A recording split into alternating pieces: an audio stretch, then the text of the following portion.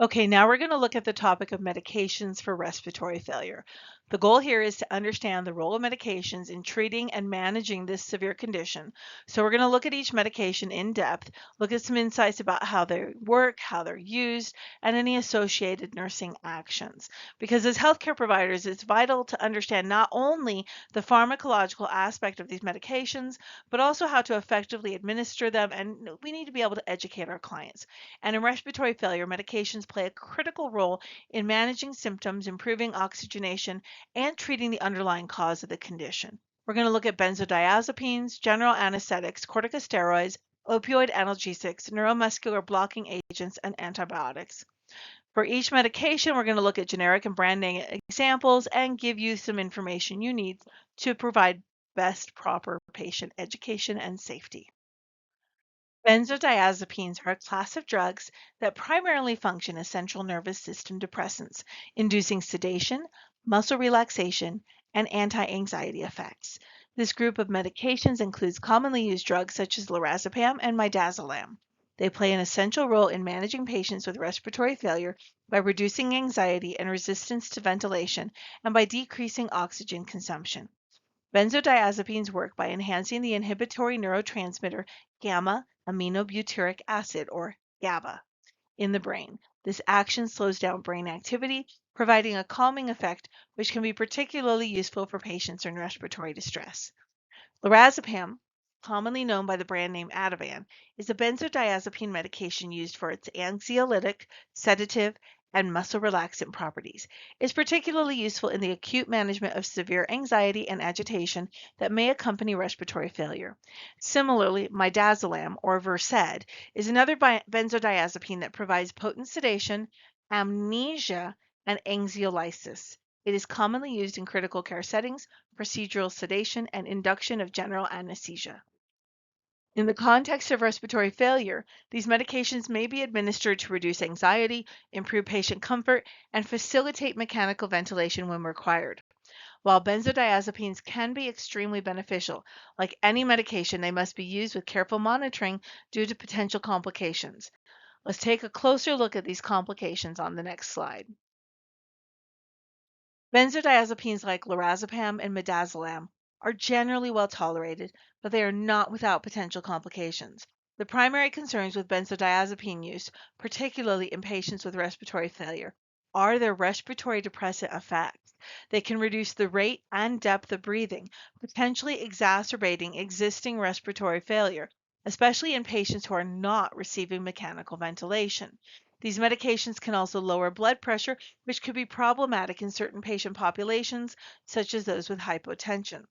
In addition to respiratory and cardiovascular effects, benzodiazepines may cause CNS effects, central nervous system effects, including sedation, amnesia, and sometimes paradoxical reactions. That's a reaction that is a paradox. It goes against what we expect, like agitation or increased anxiety. Prolonged use can also lead to physical dependence and withdrawal symptoms if the medication is abruptly discontinued. Administering benzodiazepines requires careful monitoring of the patient's clinical status. Respiratory rate, blood pressure, and oxygen saturation should be regularly checked. These medications should be used with caution when we're using them in conjunction with other sedatives such as opioid narcotics due to the risk of enhanced central nervous system and respiratory depression. It's crucial always to have a reversal agent like flumazenil readily available when administering benzodiazepines, particularly for patients not on mechanical ventilation. Remember, the reversal agent for benzodiazepines is flumazenil. You need to know this. Benzodiazepines are generally administered intravenously in a hospital setting, especially for patients with respiratory failure. Lorazepam and midazolam are typically the choices because of their rapid onset and relatively short duration of action, making them ideal for titration to the patient's needs. As healthcare providers, we must take great care when managing medications for our patients in respiratory failure. Let's look at some of the specific nursing actions that we need to take in relation to benzodiazepines.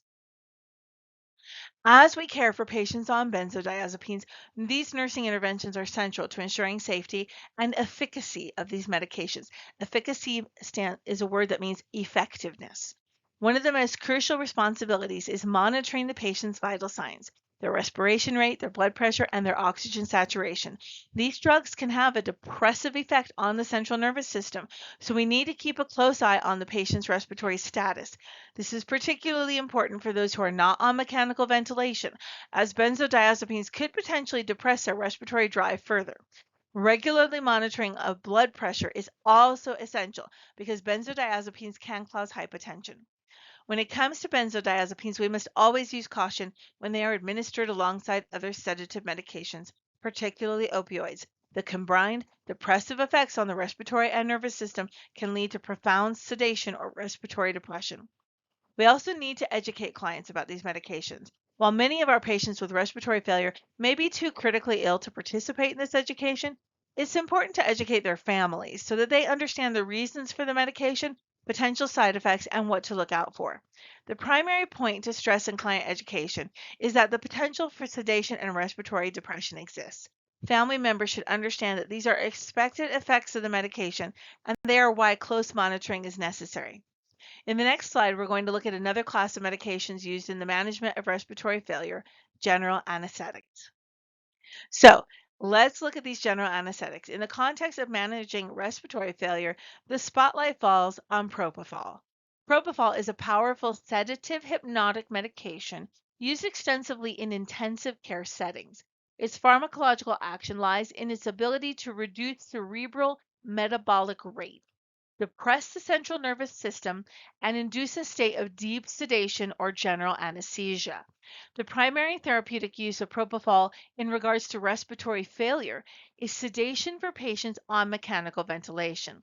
The depth of sedation can be tailored to the individual patient's needs. For some patients, this may mean sedation to a level where they are relaxed but are able to be roused. In other cases, a deeper level of sedation may be necessary to ensure patient comfort and compliance with ventilation. In critical care settings, it's not uncommon for propofol to be used for sedation during procedures or to facilitate intubation. Its rapid onset and short duration of action make it suitable for these indications.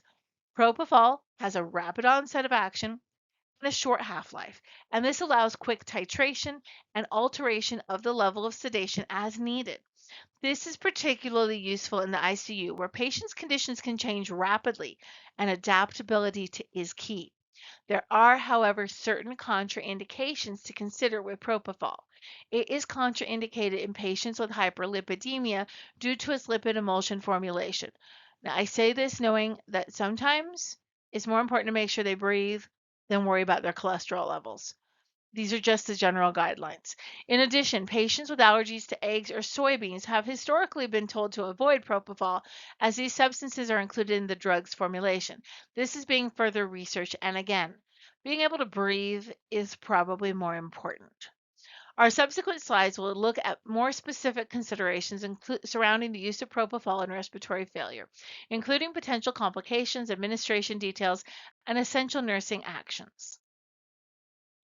Propofol, as with any medication, comes with its own set of potential complications and considerations for administration. One of the key complications is hypotension. Propofol can induce vasodilation, it dilates the blood vessels, and myocardial depression. It depresses the function of the heart muscle. And these combined together can lead to a significant drop in blood pressure. This effect is particularly noteworthy in patients with existing cardiovascular instability or hypovolemia. Monitoring blood pressure vigilantly during and after the administration of propofol is a necessary nursing intervention. Another essential consideration with propofol is the risk of respiratory depression. While this might be a desired effect in a patient who is already intubated and on mechanical ventilation, it can pose a significant risk in spontaneously breathing patients. So, care must be taken to closely monitor respiratory parameters during propofol administration. Furthermore, although less common, propofol infusion syndrome, PRIS, is a severe complication that can occur with prolonged high-dose propofol infusion. This syndrome can result in metabolic acidosis, rhabdomyolysis, this is breakdown of the muscle tissue, and cardiac failure. As for the administration of propofol, it's crucial to note this medication should only be administered to patients who are intubated and ventilated or for the purpose of intubating them. This is due to the medication's potential to cause significant respiratory depression. Propofol is administered intravenously, often as a continuous infusion. To assess the patient's neurologic status, the IV rate has to be slowed down following the facility's protocol. The dosage is carefully titrated to achieve the desired level of sedation. It is important to know that propofol does not have any analgesic properties. Therefore, monitoring the patient's pain and administering analgesics as prescribed is necessary. Now, in the next slide, we're going to look at important nursing interventions and client education related to the use of propofol. When administering propofol as a nurse, there are several key actions you must undertake. Constantly monitor the client's ECG, blood pressure, and sedation levels. Close monitoring is vital due to the risk of cardiovascular and respiratory complications. Remember to periodically slow the rate of IV administration of propofol according to your facility protocols to allow for an accurate assessment of the client's neurologic status. Keep an eye on the client's blood pressure, as hypotension is a common side effect of propofol. In some cases, vasopressors may be required to manage hypotension. Remember that propofol doesn't have any analgesic action, so it's important to continually assess the client's pain level and administer analgesics as prescribed. And ensure you have thoroughly reviewed the patient's allergy history. Remember that historically, propofol has been contraindicated for clients with egg allergies due to egg lecithin or soy allergies due to soy lecithin that can be found in its formulation. We are finding these are not nearly as critical as previously thought and are not a complete contraindication. However, according to ATI and the NCLEX, you need to know about this. Clients should understand that propofol is a powerful sedative used to help them tolerate mechanical ventilation. They should also be aware that it has no pain relieving properties and that pain management will be addressed with separate medications. We need to educate the client on the importance of frequent neurological checks, vital sign monitoring, and the need for possibly adjusting the medication's rate. We also need to encourage the client to report any unusual feelings or symptoms they may experience when the medication rate is slowed down, such as any feelings of anxiety or discomfort. In our next slide, we're going to start looking at another class of medications often used in managing respiratory failure, and these are our corticosteroids. So it's important to understand the role of corticosteroids in the management of respiratory failure. They are powerful anti-inflammatory drugs that can significantly aid in reducing inflammation in the lungs, which is critical in conditions like acute respiratory distress syndrome or ARDS. Examples of corticosteroids used in respiratory failure management can include cortisone acetate, methylprednisolone sodium succinate, dexamethasone sodium phosphate, and these are usually just called cortisone, methylprednisolone, and dexamethasone, just so you know. Corticosteroids work by reducing white blood cell migration to sites of inflammation and decreasing the overall inflammatory response. This action is extremely beneficial in respiratory failure because it minimizes lung tissue inflammation and reduces the risk of further respiratory compromise. However, corticosteroids are very strong medications and they have to be used with care to avoid complications. So let's look at some of these potential complications and the correct method of administration for corticosteroids. We need to be aware of several possible complications. Prolonged use of corticosteroids can lead to suppression of the adrenal glands. When this occurs, the adrenal glands may not be able to produce enough cortisol during times of stress, and this can lead to a potential adrenal crisis. Corticosteroids can increase the production of gastric acid and reduce the protective effect of mucus in the stomach. This dual effect can raise the risk of developing peptic ulcers. Corticosteroids can cause the body to retain sodium and water, leading to edema and increased blood pressure. Therefore, patients with hypertension or heart failure should be closely monitored when taking these medications. Corticosteroids can raise blood glucose levels. This side effect is of particular concern in patients who already have diabetes or are at risk of developing diabetes. And corticosteroids can cause hypokalemia or low potassium levels. Potassium is essential for proper heart and muscle function, so a deficiency can lead to serious cardiac issues. Administration considerations for corticosteroids include that oral corticosteroids should always be taken with food or milk to minimize gastrointestinal irritation. And with IV administration, we need to dilute this as recommended and administer slowly to prevent a rapid drop in endogenous, that means the internally created corticosteroid levels and to avoid causing adverse effects. Corticosteroids are usually given in a single daily dose, or doses might be split and given twice daily. Patients need to follow the prescribed schedule exactly to avoid adrenal suppression. And in the next slide, we're going to discuss nursing interventions and this client education regarding the use of corticosteroids. So, our role in the administration and management of corticosteroids is crucial, from observing side effects, educating clients, and making them feel comfortable throughout the process. Let's look at some specific nursing interventions and client education pointers. We need to make sure that we do not abruptly stop corticosteroid therapy. Instead, doses need to be tapered gradually to allow adrenal glands a chance to resume their natural function. Abrupt discontinuation can lead to adrenal insufficiency, and this is a potentially life threatening condition. If the patient is at risk for peptic ulcers, we need to administer an anti ulcer medication, such as a proton pump inhibitor or an H2 receptor antagonist. This will reduce the risk of peptic ulcers associated with corticosteroid therapy. We need to monitor the client's blood pressure and blood glucose levels regularly, as these can be affected by corticosteroid therapy.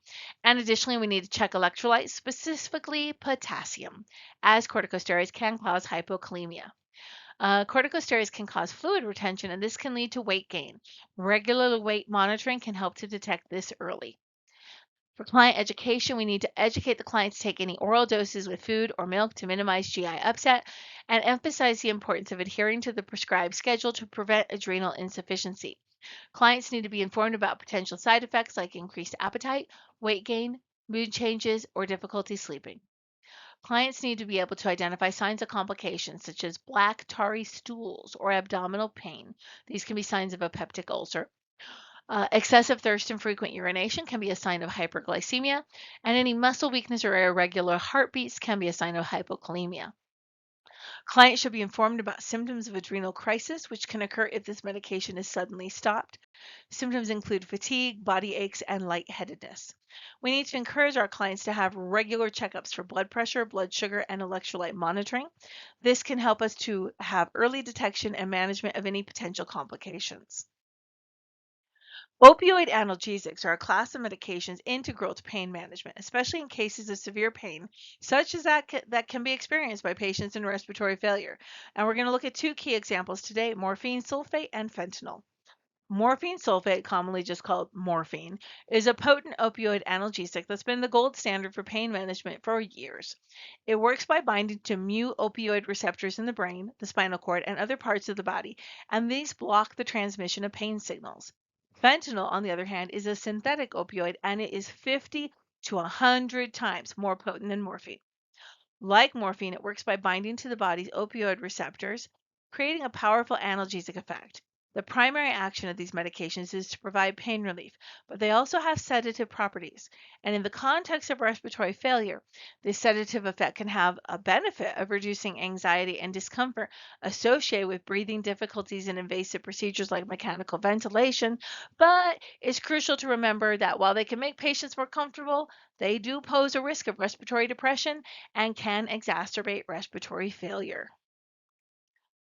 So, complications. These opioid analgesics, such as morphine and fentanyl, can depress respiration, and this is particularly risky for patients already experiencing respiratory failure. These drugs function by slowing the central nervous system's activity, which in turn can lead to reduced breathing. In some cases, this slowdown can be severe and lead to dangerously shallow or slow breathing that can escalate into a life threatening situation. So, continuous monitoring of the patient's respiratory status is essential when these medications are being used. Another potential complication of opioid use is hypotension or low blood pressure. These medications can cause vasodilation, a dilation of the vessels, leading to a drop in blood pressure. This, coupled with the potential for reduced heart rate, can lead to a significant reduction in blood flow to vital organs, exacerbating the patient's condition. So, regular monitoring of blood pressure is critical during opioid administration. Since opioids can slow breathing, they can subsequently lead to decreased oxygen levels in the blood. This condition, known as oxygen desaturation, can have severe consequences, including tissue hypoxia. Continuous monitoring of the patient's oxygen saturation using pulse oximetry can help to identify oxygen desaturation early, enabling prompt intervention. Opioids can significantly alter our patient's ABGs. They can cause hypercapnia, a condition characterized by an excess amount of carbon dioxide in the bloodstream, which results from depressed respirations. This can lead to respiratory acidosis. It's crucial to monitor ABGs regularly to ensure that CO2 levels stay within a safe range and pH remains stable. So when we administer these, monitoring is an integral part of opioid administration. For patients not receiving mechanical ventilation, their respiratory rate, blood pressure, heart rate, and pulse oximetry should be monitored very closely. And frequent assessment of ABGs can reveal any potential changes that might necessitate adjustment of the medication regimen.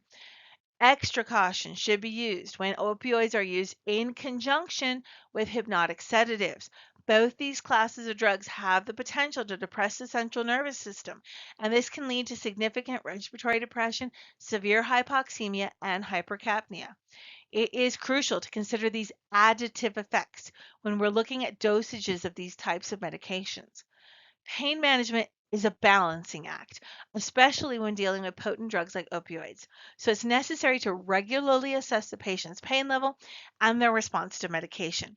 This information helps to ensure that the correct dose is administered, one that effectively manages the patient's pain without inducing excessive respiratory depression. The optimal pain management strategy will also involve reassessing pain levels after administration and adjusting future doses based on the patient's response. Let's look at some nursing interventions.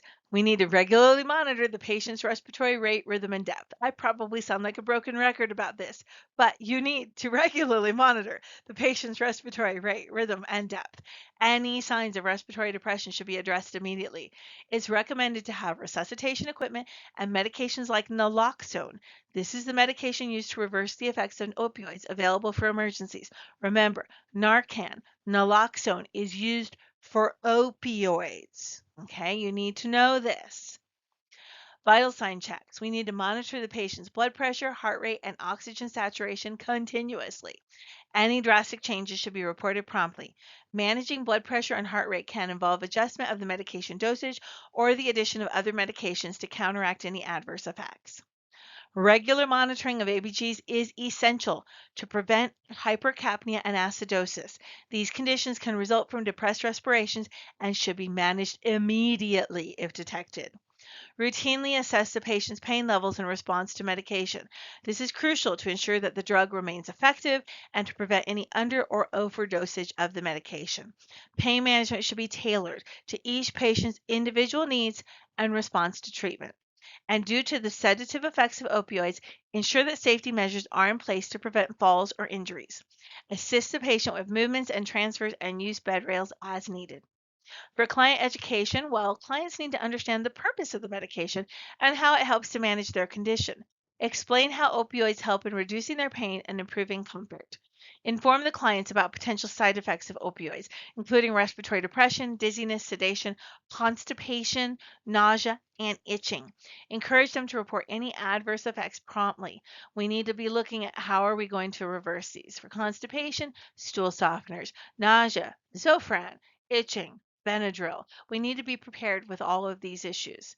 We need to warn the clients against stopping the medication suddenly as it could lead to withdrawal symptoms. Opioids should be discontinued gradually under the guidance of a healthcare provider. And they also need to know this does not mean that they are addicted. There is a difference between addiction, which is a psychological issue, and physical dependence, which is a medical issue. A patient can have both. They can have addiction and physiological adaptation that requires them that causes dependence, but more of them are going to have physical dependence than addiction, and they need to be aware of that. Clients should understand the risks associated with combining opioids with other CNS depressants. This doesn't just include benzodiazepines, it also includes alcohol and sleep aids. These combinations can lead to life-threatening respiratory depression. For patients taking oral doses at home, guide them to the correct method of administration. Remind them medication should be taken exactly as prescribed to avoid underdosing or overdosing, and medication should be kept safe from tiny humans and any humans who do have addiction issues. Let's look at our neuromuscular blocking agents. These are your vecuronium or VEC, your atrocurium, or your rocuronium. Vecuronium and rocuronium are used more commonly and are often referred to just as VEC and ROC when you're working in the ICU setting. Neuromuscular blocking agents work by blocking the signals from the nerves to the muscles, thus inhibiting muscle contraction. This leads to muscle relaxation or paralysis. In the context of respiratory failure, these medications facilitate ventilation by reducing the patient's resistance against mechanical ventilation. They also decrease oxygen consumption, thereby reducing the burden on the respiratory system. It's essential to understand these medications paralyze the muscles, but they do not sedate the patient or relieve any of their pain. They are still anxious. They are still in pain. They just can't tell you about it, which is going to make them more anxious and make them more focused on their pain. They are often used in conjunction with sedatives and analgesics to ensure patient comfort during mechanical ventilation.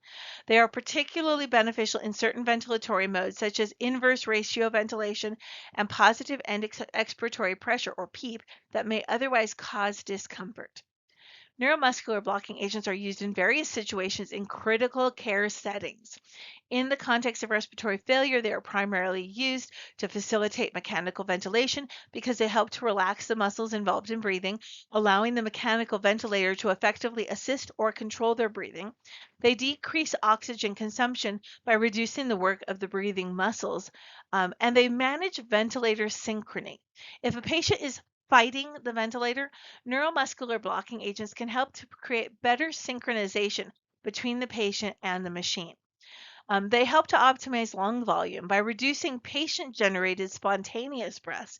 These agents can allow for more controlled ventilation and potentially optimize lung volume. But remember, these agents should be administered only to clients who are intubated and ventilated due to their paralyzing effects. In the next slide, we're going to look at some of the potential complications and some more close administration guidelines for these medications. Remember, neuromuscular blocking agents, although essential for certain medical procedures, come with their own set of potential complications. These agents work by paralyzing muscles, so these include the muscles responsible for respiration.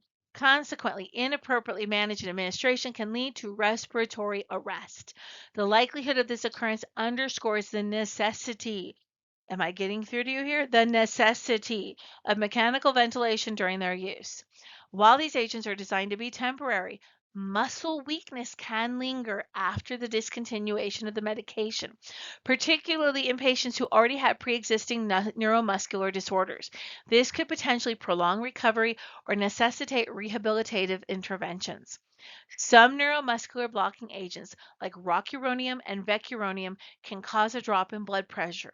This is because they have an impact on vascular smooth muscle, leading to vasodilation and subsequent hypotension.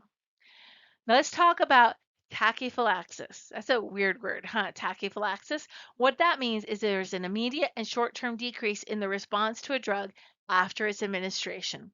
This is a known complication of neuromuscular blocking agents, and this means that it requires escalating doses to achieve the same effect.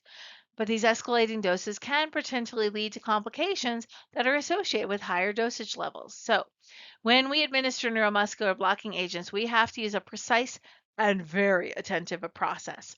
Given their muscle paralyzing action, neuromuscular blocking agents should only be administered to patients who are intubated and mechanically ventilated. This safeguards against dire consequences of respiratory paralysis.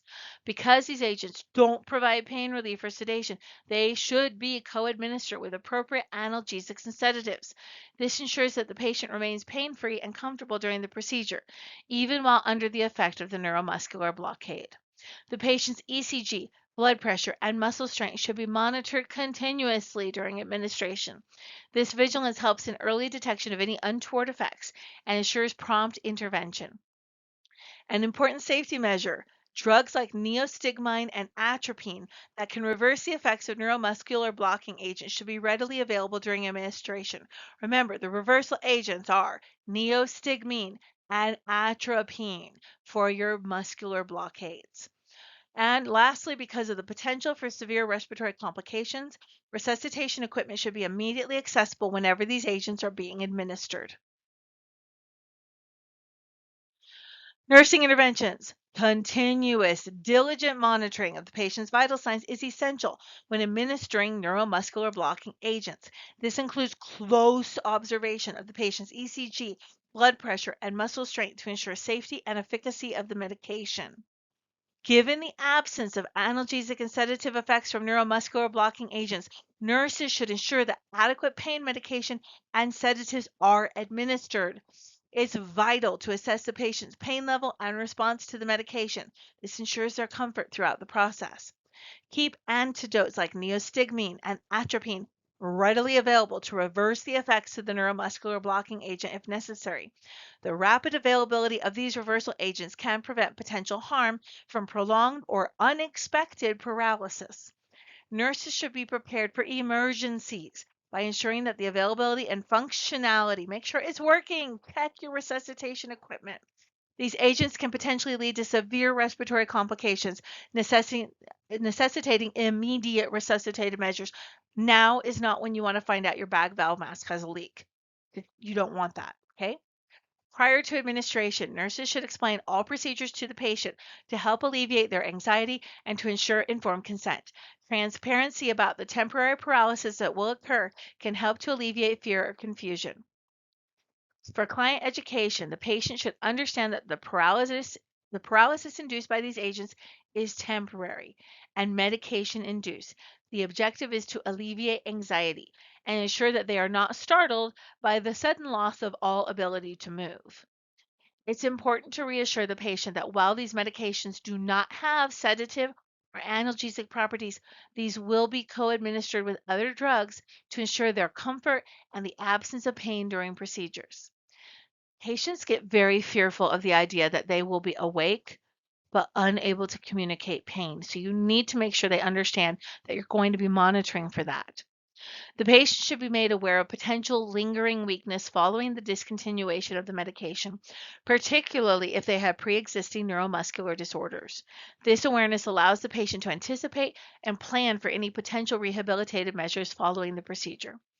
Encourage patients to participate actively in their treatment plan, asking questions and voicing concerns.